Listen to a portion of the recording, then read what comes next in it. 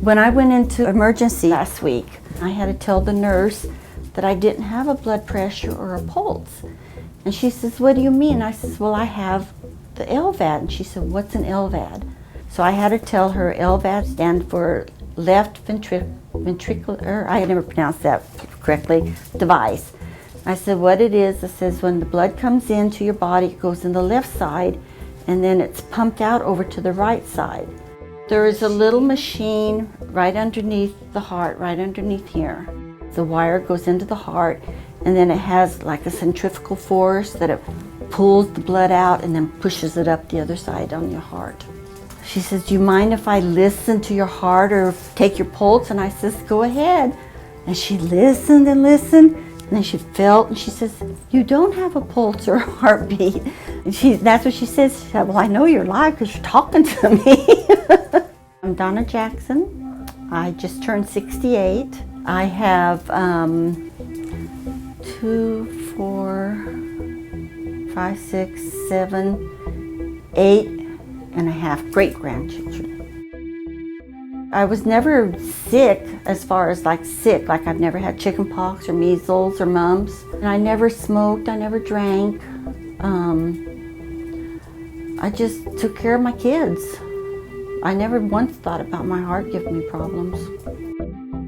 When I started having troubles, not being able to breathe and stuff, I went to the doctor. The doctor on call said, "Let's do another EKG." He says, "I don't like the way your EKG is looking." He did some tests and he said, "You're going to have a transplant." I came into Dr. Banerjee's about 2 weeks after I was told or something like that. It was real soon after I was told. And everything just hit me all at once. He was saying, "Well, your heart transplant or the LVAD or a defibrillator and this and that." And I was to the point where I just don't do nothing. Just let me go. I have a little great-granddaughter that is 7 years old, and she watches everything that's going on. And she had already lost her 2 great-grandfathers and her other grandma.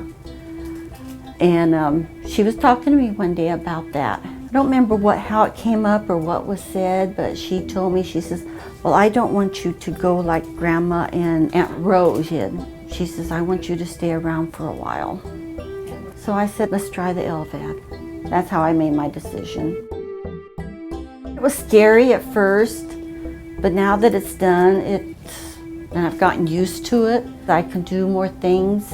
I got where I couldn't even walk from my car to the front door without having to stop and sit down and, take deep breaths, trying to get my breathing back. Now I walk all over Walmart, or I can, and I don't get that way anymore. But I do what I want to do. Well, I do most of what I want to do.